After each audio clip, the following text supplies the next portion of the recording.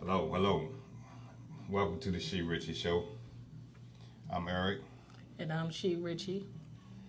and today we're going to kind of put Madam SHERICHIE under the microscope a little bit. So, tell me, how was your week? I actually had a horrible week. I had back and forth with a painting to start on my new SHERICHIE Lounge After Dark room. And it took about 3 days. When I first got him, he said it'd take the 1 day. It turned into 2 days, and it turned into 3. So he finally finished it yesterday. Okay. So it looks nice. It's black and white stripes. It's a Tiffany color on one wall. I really love it now. So I'm not that mad and frustrated like I was for the last 3 days. So this lounge that you're putting together, this is going to be like a nice little chill spot for. Yeah, I'm gonna go into detail with you, Eric. Oh yeah. This SHERICHIE Lounge After Dark Oh, is like another side that some of the guys want to see SHERICHIE. Like answer some of your personal questions. I'm not gonna go into depth with it. Okay, y'all keep that in mind when y'all see it up and running. You know, it's free for all. It's not the shy SHERICHIE. It's really Robin. Ask your questions. You know, exactly. You know, ask your questions. But that's cool. That's cool, man. I'm waiting to see how that works out for you. Yeah, I'm excited about it. Yeah. So that's cool, man. So now how close are you to having it up and running? You guys pull your mics. Like I had planned on August within this month, but it looks as if it'll be next month for sure. Okay. I'm trying to figure out a time actually to do it because since I put it after dark, maybe I might put it around, start from 10 to 12, 10 to 11. Okay. I might do it like that. Okay. And you just recently moved too, so how did that work out for you? I mean, you know, with The townhouse. yeah, everything. It's coming along. I just got the new carpet, everything. Rooms coming along, floors. It's gonna be really nice. Yeah. I'm excited, and then I'm kind of a little stress relief now. I can be in my own place. Something about that moving. Quiet neighborhood and everything. I'm just done with that moving thing. Anytime it has to do, I gotta get somebody to come there, pack it in and take it out. You know, I just can't. That just bugs me now to be able to have to do all that. So I understand. But other than that,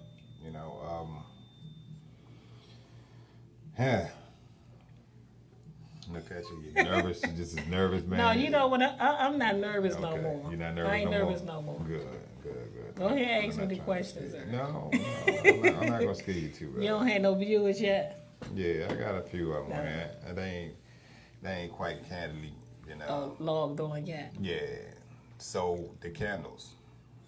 I know you had put up some fairly new candles now, and how's that working out for you? It's actually working out good. I'm still making the candles also. And I got in touch with a few celebrities, like Stevie J got back in contact with me, and I shot him a text to look at my page, and I messed up. I had the page locked. So when I had it locked, he texted me back and said, his exact words was, "Your page is locked. How is anyone going to look at your page? Not smart." Yeah, so he got me. You know how Stevie mouth is. So I was like, don't do me like that. I'm going to send you another message when it's open. So other than that, basic, Keisha Cole's sister, nephew, we've been talking on her Instagram live, maybe like twice. And we inboxed each other. I supposed to do some candles for her when she sent me the images, so I'm waiting on that. Okay. Nobody else like right now, but my regular customers that I have. I saw you like the which candle was that? Black Pride. Black Pride one. Pride. Did you see that rolling? Yeah. I did that one. So where do you see this SHERICHIE going, you know, as this time progresses? Actually, I see them at What, first. What are your plans, you know, for this line of SHERICHIE? I might as well say products because that's what you create, different products. The be SHERICHIE. Yeah. But go ahead and focus on the last name of she. I'm trying to be Richie. But no, I'm just riding with the flow now. Okay. And I'm kind of liking it. I'm still excited. Every time when I make a candy, I'm still excited. That's good. That's good. I'm still excited, especially when people happy and you see the smile on their face. And now I had people who just tell me do what I want to do with them. Like this design them.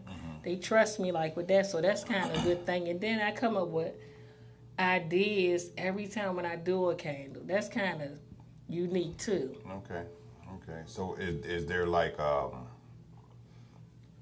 way for them to be able to get I guess a price list and order and stuff like that? Yes, actually now I'm working on I have a girlfriend of mine. She's doing the price listing for me, you know, because I was trying to make sure when I focus completely all the way on the SHERICHIE candles that I make everybody happy and satisfied. I study having someone wait with me working and doing a radio show. So that'll be coming up soon. Okay. I'm going to have that because actually when I have the SHERICHIE Lounge, you all will see more of the candles in the background of me too. So I'm going to be advertising those also on the show. Okay. All right. So just a little bit about this SHERICHIE Lounge. What are your expectations for this lounge, and what do you expect the concept? What is the concept that you're trying to do with them? I mean, where are you going with it? I know you said it's going to be a little bit after dark, but I mean, as far as, you know, would there be, you know, guests coming through, or would there be, you know, just, you know, more of a private format type of situation? Yes, it's going to be like private format to where no one would know where I'm at. No, man. I can't get out of this shell. No one would know where I'm at. But it'll be a little bit more personal with your viewers or your fans. You have your viewers. Because, you know, when we do the radio show, we trying to hurry up and read all the questions and answer. And then that way I can focus on and pay attention to at least a majority more of the questions and answers they want me to answer them. Okay, so in the event, let's say that, you know, it gets to a point where, you know, you may have, some people may want to come and visit, you know, and do a live broadcast or something like that with you. I mean, you know, how would you deal with something like that? Maybe I have to shoot outside of where I'm at. I might have to, because that's something that I've been thinking hard on too, because you're going to have someone who wants to come on the show. And I'll have like my personal, you know, close friends to do that. Because, you know, I don't want everyone to really know where I'm at. Because I'm actually, so people can understand, I'm doing it from my home in the room. So I did a whole SHERICHIE room. So my close friends will be the only ones. They're like close friends and family members. But if it's somewhere out, I'm just going to have to come up and try to shoot it outside. Or you know what you can do? You know how you do the Facebook Live and you invite people and they're at the top of the screen of you so they can see you and we both can talk like that too. Okay, more like video chat. Okay. Yeah, that's what exactly what it is. Step away a little bit. Yeah, so, well, that's cool. That's cool. You know, I may have gotten probably like about 4 different folks come at me this week about, you know, wanting to come in and tell us a little bit about the things that they do. And you know, I'm waiting to get back to them on that because, like I said, I've run into a lot of musicians, and I've gotten a few people that's writing books, you know, stuff like that. And I've had a few people that wanted to talk about different things that affect us in everyday living, everyday life, like especially here in the D.C. area, with a lot of this gentrification of D.C. itself. Well, bring them in. That'll be something nice too. So we can, learn. This is why I asked you about people coming into the lounge and being able to talk and stuff like that, because. No, we're gonna still keep this. Yeah. We still gonna keep the no. This is where the people can normally come to the E-Life Media on set here, but the SHERICHIE Lounge, no. They can't come there. Yeah, y'all hear that, fellas? Yeah, y'all gonna have to come down to the radio station. Nobody come to the lounge. They're not coming to the lounge because they're gonna stay at the lounge. I ain't time for all that. They gonna stay at the lounge? No, they're gonna want to stay at the lounge. Oh, yeah? Yeah, don't try. Hey, we looking like no sucker. They're gonna want to stay at the lounge. They got to go. Yeah, that's cool, man. That's cool, man. No, but how was your weekend, Eric? What you do? My weekend was pretty good. I finally, let me see. I made it to 2 cookouts yesterday. Both, family, and I had a pretty good time. What else did I do this weekend, man? Oh, I slept in church today. You went to church today? Yeah, I did. What church? Shepherd House. Where is that? That's off of St. Barnabas. Okay, I haven't heard of it.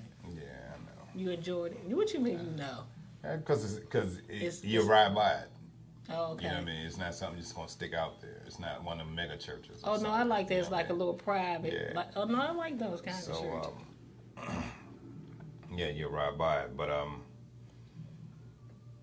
yeah, I mean, for the most part, I had family in town from out of town, so I spent a lot of time with them, spent some time with them too. And, just mainly it was pretty cool weekend, We got a chance to see some family members that I haven't seen since I've been back up here rather, and everything. And, yeah, everything was pretty good for me this weekend. I have to remember because it was 2 ladies that I had to give out shout outs to you. Her name is Miss Holmes. She love your dreads. Vash always say I like her. She like how you doing. She said you're doing a good job so far. Yeah. And it's getting ready to be the big day for you. Soon, getting married. It's coming. You excited? Yeah. You nervous? I don't know. I mean, I don't know. Should I be?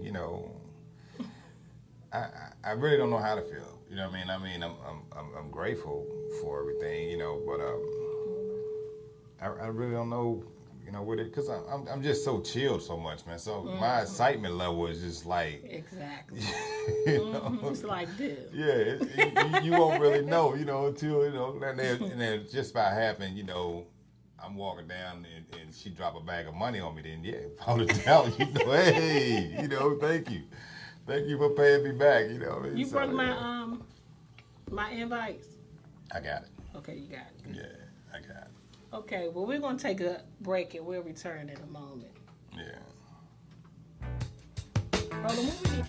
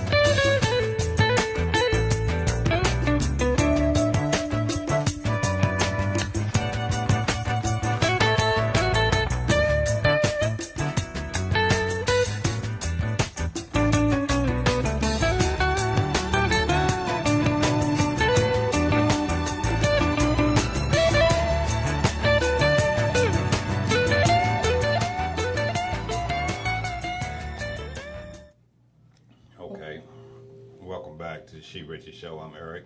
And I'm SHERICHIE. We're going to talk about things that push your button. I don't know. In other terms, things that pisses you off. Oh. I know you got some, Eric. I mean, that's kind of a kind of like a broad topic. I mean, we get pissed. People get pissed off at different things so easy. Mm-hmm. I don't know. I'm at a point in my life. I try not to let nothing piss me off too much. It really had to be something real devastated. That just really just bugged me the heck out of me. But I don't know. What do you got? Well, things that pisses me off is you ever Eric, why you gotta look so serious? No, you talk about something, you listen. No, things that piss me off is, like if you explaining something to someone, right? You explain it as kindergarten as you can, and they still don't get it.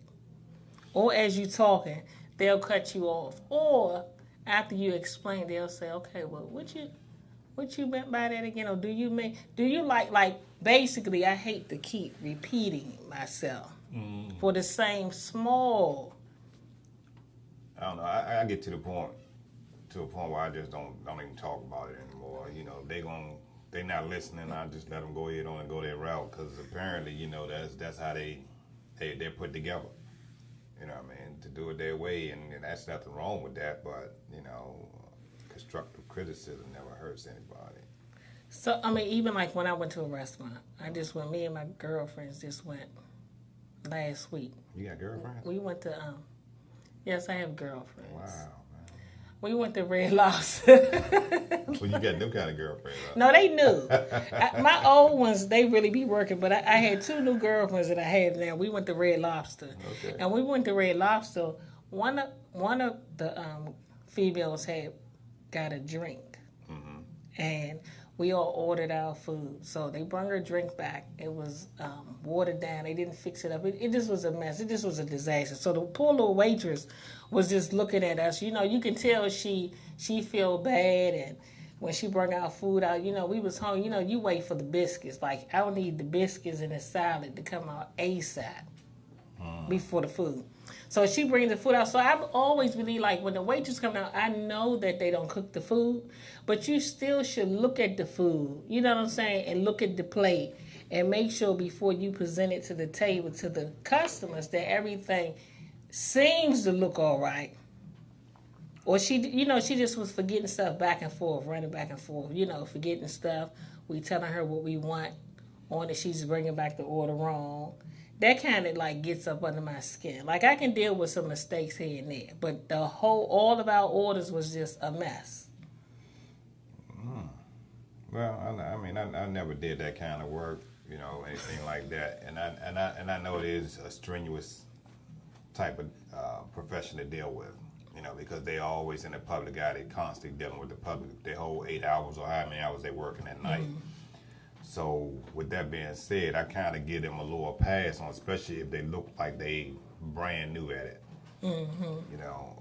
I kind of give them a little pass on stuff like that, and just try to work with them. And if I see them real busy now, there's been times that I've sat in a restaurant, just like you're saying, and I waited on my food, and the waitress bring my food, then I don't see them no more that night.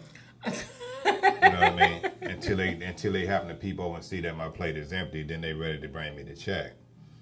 So I mean. Wait, in what, DC, Maryland, Virginia? I've been all through this country, so I mean, it's not just no particular location. Different folks deal with you different. But I've had situations where again, I try not to let too much stuff piss me off, and let it bother me. So, I just took it all in stride and dealt with it how it seemed fit. My biggest thing is that I'm not one of them ones that just because you gave me crappy service that I'm not going to tip you. Mm-hmm, me too. Because I know that you came there for a certain amount of money to make, on your day, you know, regardless of how you do your job. I'll let you know I'm not cool with your service, but I'm still going to, you know, I'll give you at least 10%. You know what I mean? If you're doing me good, I'll probably give you 20%. You know what I mean? It depends on how good you do. It may be even more than what's required. How your week been rolling? Awesome. Tell us all your good news. Awesome. We gotta get Roland. Roland dressed all slick today, so he got to get in here to be seen. Roland dressed all slick today. First of all, welcome to elifemedia.net, powered by live music for you here on the SHERICHIE Show. Roland, my week was awesome. We broke in an apprentice this week, so I finally got a little bit of help. So there's a radio broadcasting school out of California, and they have a course online. And this particular student decided to enroll, and she's out of the D.C. area, and they were looking for a internet radio station to teach the particulars of the industry. And they contacted us and said we were highly recommended, and so they brought her in as an apprentice, and they actually pay us for it. You know, so I'm actually a paid professor now. Oh, that's good. So that's on my resume again, and we prayed for it until I had blood coming out of me. We prayed for it, you know. You know what I'm saying? I'm sorry, I didn't mean to take Jesus' line, but I'm just saying, you know. And then the next thing is we have the Rolling Ground Show live on stage this Saturday, August 12th, and that's a real nice thing, man. People, we get a chance to see you all just be who you are right in front of folks. And what I'm asking people to do is, even if they're not, you know, if they're part of the family and they can't come, even if they're able to, you know, donate a ticket to somebody or support it in any way, that'd be great. Because basically what we're trying to do is get it to the point where we can bring it to the Howard Theater and the other places and then take it on the road so that we can expand what we do a little bit more. And then, of course, the last thing is I'm here. And I'm excited to be here. That's a beautiful thing. Oh, yeah, without a doubt. You know, we appreciate that. Football season, man. Ah, man, you know. We waited a long time, man. It seemed like forever, man. Every time the season ends, and it's funny because it just ends in January, February, you know, the last one, and it just seemed like it just takes forever for it to come 2 months later, back, like, man. when is it coming back, you right? know? It's almost like waiting on Empire and Power and stuff to come back. Yeah, they got you hooked. Yeah, So we have a lot of controversy because a lot of black folks are saying they're going to boycott this year because of the Colin Kaepernick situation. So we're going to cover some of that. That's going to be fun. See what folks are saying, and then the other part is you know, I have a media relationship with the NFL and with the Atlantic Coast Conference. That by the grace of God, I'll be able to develop some interviews and stuff like that with NFL players and college players and coaches, you know, from that relationship. So that's what's happening. Of course, you heard me say earlier, this is 24 hours, 7 days a week.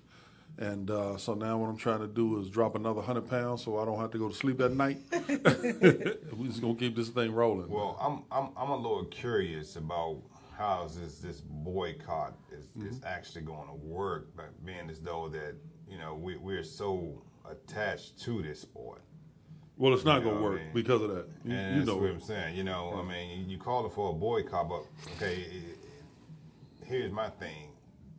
The whole season, when it was over, they've been talking about what they're going to do with this man.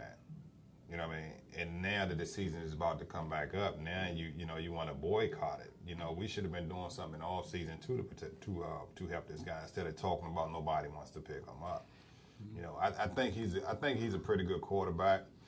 I think San Francisco kind of dropped the ball on that one. You know, and I like San Francisco I like San Francisco as a team. You know, I think they kind of dropped the ball on that, you know, with that and caused more of his frustration in the season when he was playing than what the media did. Oh, that team was horrible, man. Yeah. I mean, it decimated the team when the coach left, or that was part of why he left. And then, you know, Patrick Willis, you know, shut down, and then some other people retired, and then some moves. I mean, the team, it wouldn't have mattered if Brady had quarterbacked that team. The team was just awful. Yeah, then we're looking at now that Cutter just got signed with Miami. You know, who was of Caucasian persuasion, had no problem using the N-word, to describe black people, and all this other stuff, and yet, this man takes a knee on the national anthem, and that's worse than what this guy said. Yeah, I mean, and therein lies the issue. The issue was never about. It really isn't about whether or not an NFL team is going to pick up Colin Kaepernick. The NFL teams are 32 individual corporations who really don't care about none of us. All right. However, it's the statements that the owners made against the man that folks that if anybody wanted to put a movement together, call them on the carpet for making those statements. And whether they hired a guy to play or not, that's their decision.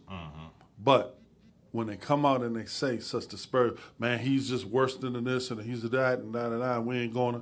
Now you're wrong. Yeah. So that's where the real issue comes in is you're not going to talk about us in this vein anymore without there being some repercussions.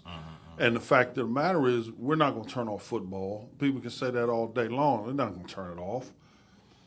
So then the only way you really deal with it is then you have to deal with the network and you got to deal with the sponsor. Football doesn't make its own money. Right. You understand? Right. Yeah. The TV revenue, sponsorship, sponsors, and folks coming to the game. Yeah. And 90% of the people that come to the game don't look like you and me. Oh yeah, that's without a doubt. So they've got that on lock. Yeah. So the next part will be the sponsors because trust me, Slit Smart Liquor needs us. You know what I'm saying? You can't sell no Colt 45 without us. Yeah. And then the other thing too, you have to come up with a concept of what are you planning to boycott. Because you can't punish Nike and Reebok, and all them for what these owners choosing to do. So how are you? What are you boycotting? You boycotting the jerseys? No, you punish Nike and Under Armour and them. That's what you do. So what happens is they're the ones that if you change how you spend your money by 1%, they're the ones that get hurt. It's not the network, it's not the teams, because as you know, you have to be filthy rich to even buy a team. Yeah, but here we are again. We're picking on the person that's not causing this man not to work. You understand what I'm saying? Mm-hmm. Nike and Reebok and them is not the reason why he's not working. It's the owner himself. Mm-hmm. You know what I mean? That's if you're going to boycott something, you need to be able to get in something that's going to hurt his pockets. You know what I mean? And yeah, granted, we're not buying a jersey. Mm-hmm. You know what I mean? We're not buying a jersey that may have let's say Tom Brady's name on it. Mm-hmm. You know what I mean? So we're choosing not to buy that jersey. Mm-hmm. Okay, fine. You know what I mean? The owner, his percentage in that is probably so small. Mm-hmm. You know what I mean? So it's not really going to affect him. He's still going to get his money in other areas. Mm-hmm. And then I think what should have happened, because they supposed to have a union or something, right? Yeah, they have a union. So I think the union should have protected him a little better. You know what I mean? And fought for him a little better. I mean, not just him. I'm just saying all anybody that's a top player, that's a quarterback. You know what I mean? That's in any part of that sport should be protected a little better by their union. Right. So when you look at it from that standpoint very quickly, you have a couple of things. One, did the San Francisco 49ers not want to re-sign him, or did he not want to re-sign? Did this happen? Did that happen? Was his contract? Some of those other nuances that we won't know about. Mm-hmm. That when the union reps get involved with it, they know those things better than us. Mm-hmm. And the next part of it is getting back to what I was saying about the Nikes and all them. It's not a matter of punishing them. It's sort of like back in the day when apartheid was going on in South Africa. Mm-hmm. And folks wanted change. They didn't want that system to continue. What they then did was put pressure on the corporations that were invested in South Africa to get them to put pressure on the government to make the change. And it worked. And you're talking about the entire government. We're not talking about 32 teams. Right. We're talking about the entire government. Right. And it has nothing to do with who's responsible. It has something to do with who the person responsible is going to listen to. The people who are responsible are not going to listen to you and me. Mm-hmm. But when Nike says, hey, wait a minute, these folks buy a lot of sneakers from us, and they're not real happy. So now we got to sit down and have this conversation. That's how Bill O'Reilly got kicked off of Fox. It wasn't, people didn't go, they went after the people who, Caucasian women, went after the people who sponsor the Bill Riley, who sponsors Fox station, and said, look, you're going to do something about this guy. A week later, he was gone. So it's not about a right or wrong. It's just a matter of how the system works and how you work the system. Just sharing that with you. Well, yeah, I like to see how they come up with a plan for that, you know what I mean? Because, again, like I said, you know, with it being so embedded in everyday life of just not black folks, but just all folks, you know what I mean, in this country, you know, and they're probably abroad, you know what I mean? However they choose to boycott it, it's just gonna, you know, I just need to see what they're planning to do. You know what I mean? Granted, you know, he did what he did because of what he believed in, you know, and it's funny because, you know, in one hand they can acknowledge that sometimes cops do wrong things, and in another hand, oh, they're the best thing since sliced bread. You know what I mean? And I'm not knocking it because I got a lot of friends that are police, but I know they're good guys. You know what I mean? I know they're good. I know they're real good, cool people. So I mean, you know, it's just that, you know, I don't know. You know, more the issue is, and I think SHERICHIE, I put this on Facebook. More the issue is this: Colin Kaepernick took a knee. Well, first of all, SHERICHIE, do you know much of the background of that situation? No, that's why I'm listening. Awesome. So let me share with you. You've seen football before, correct? Yes. So what happens is they do the national anthem before the games. So this guy was sitting down during the national anthem for the first preseason game. The second preseason game, nobody said a word. The third preseason game, it was a personal protest that he made no publicity about it. He personally just sat down and didn't acknowledge the flag during the national anthem. A reporter goes to him and says, hey, I notice you're sitting down. Are you okay? Are you hurt? Are you, getting retaped? What's going on? Then he said, no, it's my personal protest. The reporter took it and ran with it. Then it became a firestorm. And then when he had the next media day, inside the locker room, right. Now the reporters are all in his face. Right. And him being a man and a real man, he didn't shirk for the moment. He said, this is my issue. I don't like black folks being killed unarmed by police officers. I don't like the history of this country toward black folks. And I don't like the third stanza of the national anthem, which talks about what you're going to do to the slave. So as these things came out, now became a big firestorm. Now all of a sudden, different people across the country started kneeling and sitting down and not standing up. So then it's real simple. There's a faction of society that then said, no, let's not make it about that. Let's make it about the veterans. Let's make it about something that it's not about. Right. Let's make it about the police. He said, no, I'm making it about us hanging from trees. Nah, you're against the military. So and the final comment is this. Every time a black person, especially a black man, takes a position of protest. Now, I want you to know about something I just found out this week.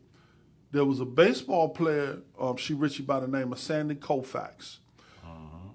His team went to the World Series, the championship. The first game was played on Yom Kippur, and he's Jewish. So guess what he did? He didn't play. Yeah. Do you think people called him a nigger? You think people threw bananas at him? You think people wrote him off? He ended up, the Jewish community, he ended up being revered and an icon in the Jewish community for that very reason alone. He didn't play in the first. Do you know if this brother decides not to play in the Super Bowl because it's on Martin Luther King's birthday, do you know what they would do to him? What? Right. That same thing that's going on right now. Right. So when are they boycotting right now, or they about? They're talking about doing. They haven't actually made it concrete yet. They just putting it out there. The NAACP, I believe it is trying to. Is it them? Well, if if an organization organizes a boycott, they're up its creek. Because what happens with black folks is we're not organized. So what's happening is a bunch of individuals, like when we do the shows here, they're calling in and they're saying it's an individual choice. I'm a boycott. I'm not going to boycott. I'm going to boycott. I'm not going.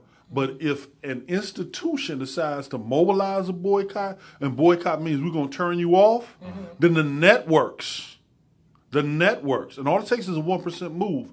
Channel 9, Channel 4, ABC, CBS, NBC, they're going to be like, whoa, we got a problem. But you know what? To be honest, though, and I'm not gonna say the NAACP because I couldn't remember. I know it was one of these organizations. I'm not sure if it's the NAACP or not. I don't want nobody calling, fussing at me about that. But well, if you know who it is, tell us who it is. Yeah. If I'm not mistaken, you know, with a situation like that, even if they was boycotted and it was to make an effect, I don't know if I would go back to the NFL. You know what I mean? Because for some reason, they're going to find a reason to still, you know, not make it worth your while being there. You know, they might bring you back. I mean, are you talking about Colin Kaepernick? Yeah, you know what I mean? I don't know if I would even go back. I probably would just, you know, just say forget it.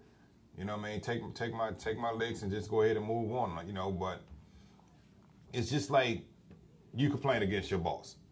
You know what I mean? To the higher up, he finds out about it. You know, you keep your job. That's, you know, as soon as you do something, bam, you're out of here. You understand what I'm saying? Because, you know, the bottom line is the company didn't want the lawsuit to come in. So therefore, we'll keep him around, but as soon as he screw up, get him out of here.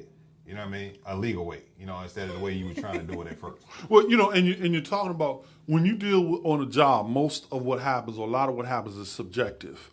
You know, like I like you or don't like you. You know, I can evaluate you negatively on the very thing that somebody else is doing that I think is positive. You've been in rooms where you're the only black person in the room and you say something and everybody act like you wasn't even in the room. And then somebody says the same thing and everybody goes, that's a great idea, Sally. You know, you're like, what in the hell? I just said the same thing. But football is one of those things that is very measurable. You look at the body of work and you look at the numbers. It's very measurable. Here's a guy who was a Super Bowl quarterback. You don't have many Super Bowl quarterbacks.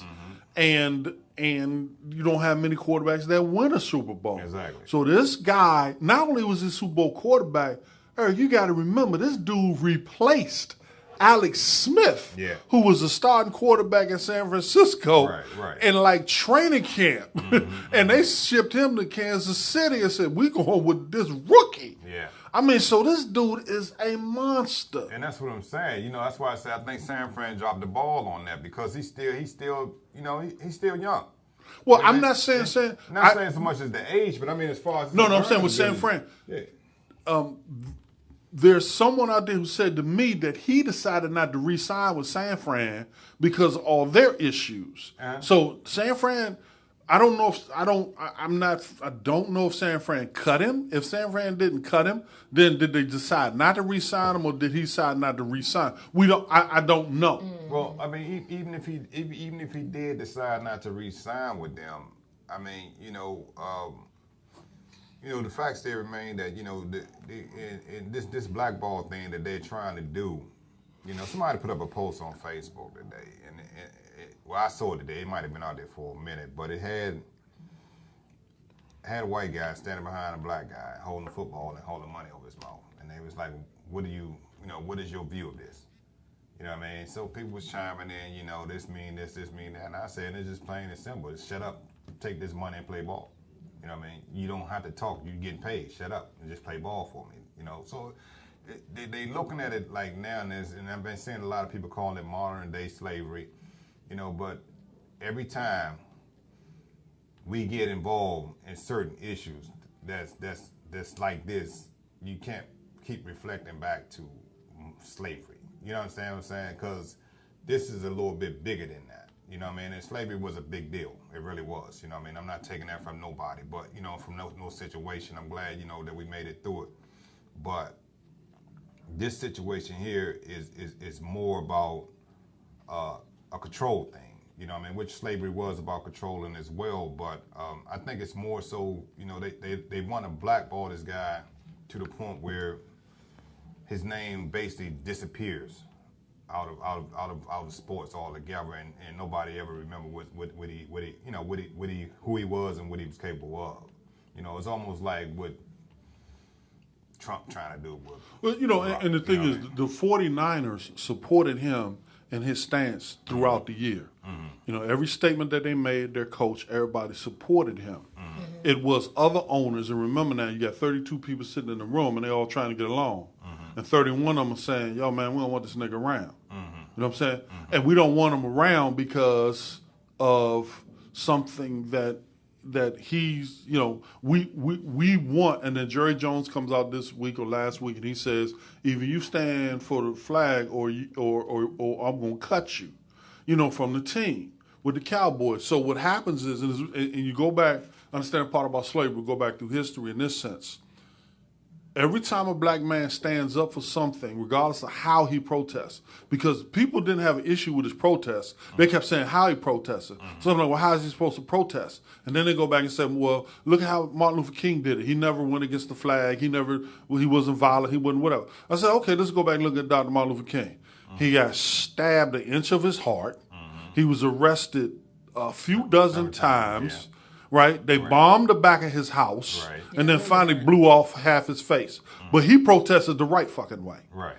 Excuse me for cursing. So if he protested the right way, okay, Tommy Smith and Juan Carlos, when they were in the Olympics and they put their fists up, all right, now them jokers got buried alive. Okay? Medgar Evers, he got shot down on the porch of his own house. Malcolm X. Same, right? Right, so I'm sitting there and I'm like, well, look, we're not new stupid. Right. We're not new stupid. Right. You see what I'm saying? Right. So on that basis, we can frame it. We can put a rose on it. We can do all kinds of stuff. If it walks like a duck, quacks like a duck, it's a damn duck. And we're not new stupid. So we understand that beyond all of that, it has nothing to do with the money. It has nothing to do with the sport. It has something to do with the fact, just like the guy from the Clippers said, you Negroes can shoot balls for me. Y'all can hang out at the parties that I throw, but when it's over, get out my house and don't touch my daughter. Exactly. And then they said, yo, remember what happened to him? Right. The pressure got on the NBA from people like you and me, and they said, man, you got to go. So what they did was they paid him off. They had an organization that was worth on paper $800 million. They got, I think, the guy that used to hook up with Bill Gates with Microsoft and gave that cracker $2 billion for something that was worth a third of that. Right. To pay him off so he wouldn't turn the other rednecks in. Right. All right. This is beyond what it is that we see in terms of sports. This is about the last opportunity to cut your head, your neck, and your nuts off as a black man. So if you're growing up and you think about standing up for something, hey, look at what we did to him. Exactly. So back in the day, they used to take a horse on this side, a horse on that side, tie your legs, and then split you in the middle and let everybody see it so that they know, hey, whatever you do, don't try to get off the plantation. Exactly. Reggie Gaskins is one of the owners of this. When Reggie started this, Reggie had his picture, he had his name and everything. And then all of a sudden, Reggie said, oh, man, they changed my schedule at work. I said, Reg, go to the bank right now and borrow as much money as you can because they're getting ready to fire you. He said, man, what are you talking about? He said, I'm a great worker. I got great evaluation. I said, Reg, they're going to fire you. He said, why would they fire me? I said, because you done showed them you figured out how to get off the plantation. And you in media. That scares the heck out of them type folks. Black folks, it ain't a white or black thing, scares the heck out of folks who want power. Yeah. Within 2 months, the Joker had his pink slip. And there was no, and when they talked to him, they was like, well, you know, we understand you have a radio station. I said, dude, I apologize to you. I seen that coming. So now what happens with that is it then sends this whole operation into a tizzy because it wasn't about Reggie. They wanted to do that so that Negro wouldn't lead something that would allow you all to be here today. Yeah. It wasn't shutting him down. It was shutting down anything and anybody who had an opportunity to do that. Right. So the real issue is not about Colin Kaepernick. These folks are sending a message to my 12-year-old son. Nigga, you better do what I tell you to do the way I tell you to do it. Yeah, if you want this money, you probably do. Right. So you know what? We need our own league. Well, I've been felt that. Right. I mean, I felt that way since Doug Williams' situation. You know what I mean? Right. So what happens now is every time we move in that direction, there are other Negroes who are paid off to make sure that they squash that. Right. Oh man, because they're on the payroll. Right. So I haven't talked to the brother personally, but I'm a little bit concerned about Ray Lewis right now. And I was getting ready to bring his name Talk up to him. because I looked at that situation with him and Shannon Sharp. Shannon Sharp, and and to be honest with me, Ray Lewis, the image that he held there. Some numbers, girl. Yeah. The image that he's held The show. with Baltimore and throughout the NFL itself, I would have hoped that he would have been a little bit more, a little bit more supportive of the whole situation and trying to figure it out instead of telling this guy that, to just pipe it down and play ball. You know what I mean? You retired now. You know what I mean? Regardless of what goes on from this point on with you, you're retired now. And here's the thing. And this is where it becomes problematic. And if Ray Lewis was sitting right here, I would have to say young man, because I don't care what your stature is now, you're still younger than me. Yeah. Here's the thing. Colin Kaepernick is not piping up about nothing. Yeah. He's not.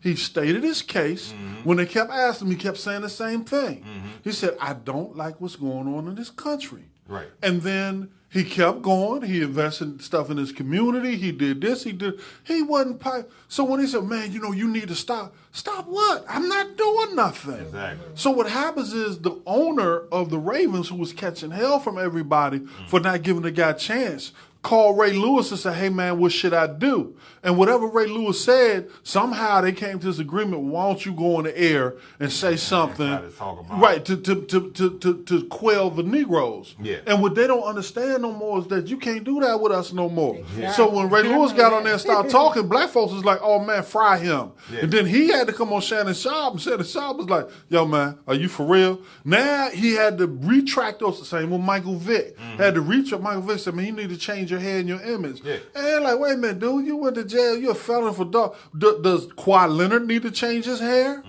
Does Clay Matthews need to change his hair?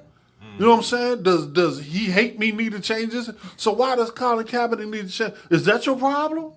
The dude had a bush last year. And that's what I'm saying. Come on, man. Here we got former athletes, that's retired, black athletes. I'm just gonna put it out there the way it is, that's retired, that's got pretty good money for their retirement. That's a good point. And they're not sitting there trying to go help us with going after Half these of people. them. Yeah, remember, retirement means they're still getting a paycheck from who? From the NFL. Exactly. But it can't be stopped because it was in the contract, right? Slim, everything can be stopped. You know this. Well, Everything can be stopped. No, I'm just saying. Yeah, Eric, yeah, I mean, yeah. only because we've been in that world. Yeah. All I'm saying to you is that business has clauses on top of clauses and on top of whatever. And if you put Walter Payton, perfect example. Walter Payton wanted to own an NFL franchise. I remember that. They took his green card away. Oh, yeah. They didn't invite him to nothing, nowhere, no how. Negro, you talking about owning an NFL franchise? Oh, we got to kill that conversation right now. Yeah. So what happens is, yes, it's not just the pension that they're getting from the NFL. It's all the other access that they're getting from the NFL that allows them to make their living. A buddy of mine, Cowboys, Darryl Johnson, Moose Johnson. Remember him? He played with the Cowboys. Yeah. Moose wanted to move to Virginia when he retired. He wanted to live like Sterling, Virginia, someplace by the water. Now, he's from upstate New York. Right. So I said, all right, man, so what you going to do? And he said, the problem is the Cowboys keep winning. And he said, as long as the Cowboys are winning, I got to stay in Dallas because my value goes up. He said, all of a sudden, I got speaking engagements. I can't make that money in Washington where the Redskins are when the Cowboys are winning. This is real talk. Right. So what happens is it's not just the retirement money. It's the money that comes from your association with the NFL, hoping that they don't say something negative about you that drives up the rest of your money. Because the reality of 95% of those guys aren't making enough money from the pension to live off of. All those guys didn't, you had to play in the league for 4 years, and then it's a portion of what you made. And the average football player over the last 40 years didn't make $1 million. Yeah. Right. I know a lot of them didn't get those contracts like didn't come around until what? Basically the late 80s, early 90s Right. with the collective bargaining agreements, right? Right. So now they got it set up that if you're a rookie, for your first 3 years, you're capped. So by your 4th year, they kick you out of the league. You don't have much retirement. So understand, the 90% of it now, Richie, is this. At some point, you have to decide that their money is no longer as important to you as your dignity and your righteousness as a man and as a black man. Yeah. Period. Yeah. And this is not for the faint of heart. Mm-hmm. I played for Syracuse University. I love Syracuse University. I love Syracuse University football. But I went toe-to-toe with them on many occasions, and it's documented in writing, in the newspapers. I went toe-to-toe with them about how they were dealing with black athletes, how they deal with the community, and some other things. So at some point, some of them was like, yo, back rolling rhymes off of us. So my access became a little more limited, and they kind of didn't want me around. Mm-hmm. Yeah. Because I was writing and speaking. And what happened was I made a decision, cool. I don't care what I lose. Y'all cut me off. Mm-hmm. But you know one thing I learned a long time ago is that when a man stands up as a man, it comes back around. So now, next month, I'm going to Syracuse University, and I'm going to be a part of that Athletes Roundtable for the first time in 35 years. And I'm going to get the broadcast from up there because now the people who didn't want me around are gone. Now the new people that are there, and they got a black coach now. And they need to recruit the D.C. area. They can't win. Guess who they need to help them recruit the D.C. area? Slim. Rolling grind. Play chess, not checkers. Once you walk away from that money, and here's the thing, Eric, now you got to help me understand something. You got to help me understand something. And I need to say this in front of my sister. There's 2 things that control black men way too damn much. Okay. Right? Uh-huh. Right? Uh-huh. One of them is the P, and the other is the green. Yeah. And as long as we find the value in the green so much that we're willing to give up our ability to be independent and powerful as a nation of people, then we're always going to be pimped over the green. Oh yeah, without a doubt, man. You know, it's funny you just said it because one of my viewers just said, you know, we need more black owners, you know, with a lot of stuff, and I'm a firm believer in black owned businesses and anything. I mean, but right now we're in a situation now with a lot of the stuff that especially with the sports end, I mean, they just not allowing us in that deep. You know what I mean? They allow us in to an extent, but they're not allowing us in that deep. So, yeah, they are able to control, you know, just like you said, you know, the green over the other, you know, and we are constantly being pimped behind it because now we're in the era now where a lot of these young players, you know, or it's been going on for years, though, but they just want the flash. You know what I mean? They want the green to be able to do whatever it is that they believe they're doing and all this other stuff, you know. So, yeah, and before them, the older guys wanted something too. It's been going on for So as long as we're willing to sell out for dollars, we're always going to be slaves. Yeah. It's not a matter of just modern day slavery. Yeah. We are self-enslaving over a dollar. Yeah. Yeah, without a doubt. And I want you to do me a favor. Look next door at that beauty shop. Mm-hmm. Those Koreans aren't selling out over $1 at all. Mm-hmm. They're not changing their culture. They don't listen to what other folks have to say. Yeah. They consolidate their resources. Yeah. And they handle their business. Yeah. And as a result of that, they are more independent and stronger economically and politically in America than black folks who've been in for 400 years. Yeah, yeah, and they come with that concept of how they deal with things in their own country. You know what I mean? The way they came up through their own country too, and they knew once they came over here, based off what others of their culture have been here and have already showed them, and told them what they're capable of doing once they get here. You know, they just kept the ball just rolling. You know what I mean? I was telling a couple co-workers, we were talking about that because I work right down in the Chinatown area, and we were talking about, you know, a lot of that stuff, and I was telling them a lot of times them cats don't do financing nothing. You know, whatever it is that they want, they pay cash for it. You know, that's just how they set up. They not set up to be going, you know, they got their own banks and everything. You know, we do need that type of situation. You know, I know that there are a couple of black-owned banks out here. Yeah, I was gonna say, I heard of there's a a couple few. of them here in D.C. area. Oh, it's down here. It's Yeah, a couple of them here Industrial in Bank DC of area- Forestville DC area. Road. Oh, There's one industrial. like that, I didn't but know that. all too often, I hear a lot of people say that they, I guess because of their experience with some of the black-owned companies, that they're scared to put money in situations like that. You know what I mean? Where I live at now, just like you said, the little beauty shop, I walked in and was nothing but black people in. I was like, oh, wow. You know what I mean? Yeah. I was like, no, in there. I'm working, and I'm thinking it was a black-owned store. No. Oh, You know what I mean? yeah. But they Until- starting to get the black females we in the beauty inbound- supply. They're starting to hire them, and there's a reason. Yeah. I know. But you know that, right? But you don't just want to get Because when hired. they turn around, people want to spend money. Yeah, but you just don't want to get hired. You want to be the one owning that store. You Good understand what I'm saying? luck with that. Because- You own their store. Yeah, Good luck with exactly. that. You know what I mean? So here's an example. So our people will come into this restaurant and stand in line for 15 minutes and whine and complain about how long the line is. But we'll go to Chipotle and stand for an hour and be honored. Or go to Outback and the man says, oh, it's a 40-minute wait. Yeah.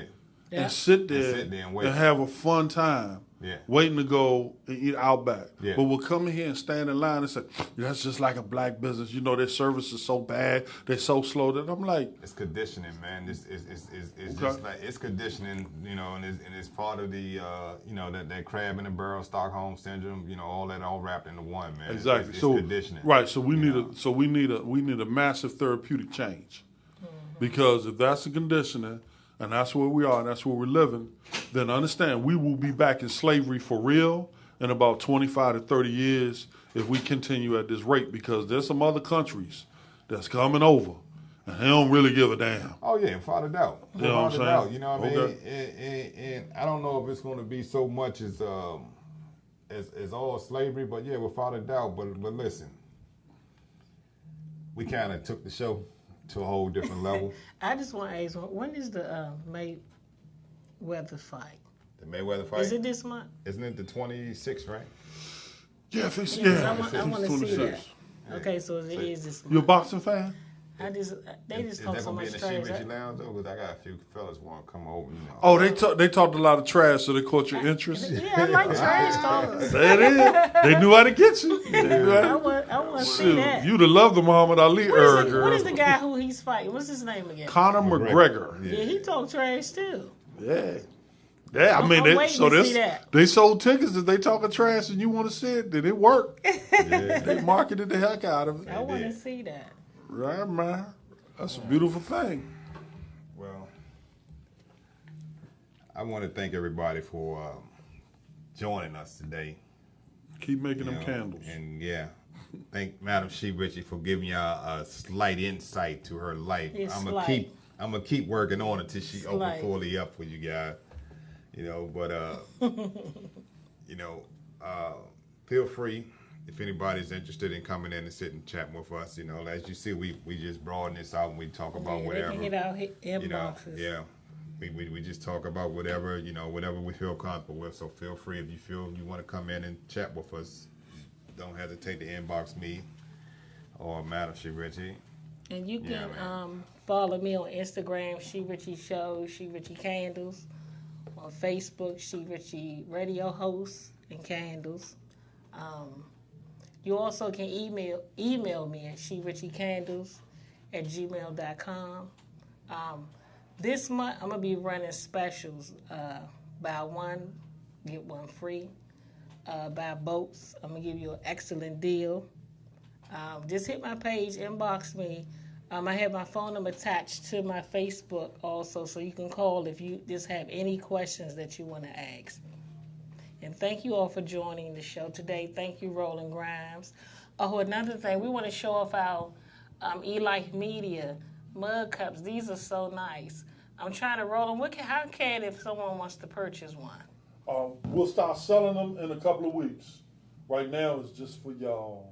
Okay, thank you. We'll start putting them out there in a couple of weeks when we order some more. But thank you. Okay. All right. See you all next Sunday from 4:30 to 6. Thank you.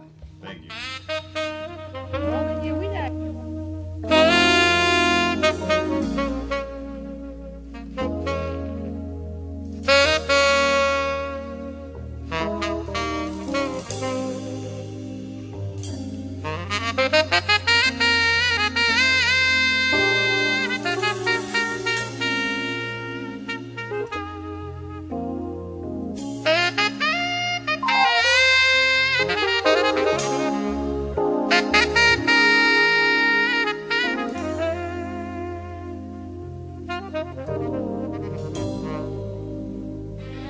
I still hang around,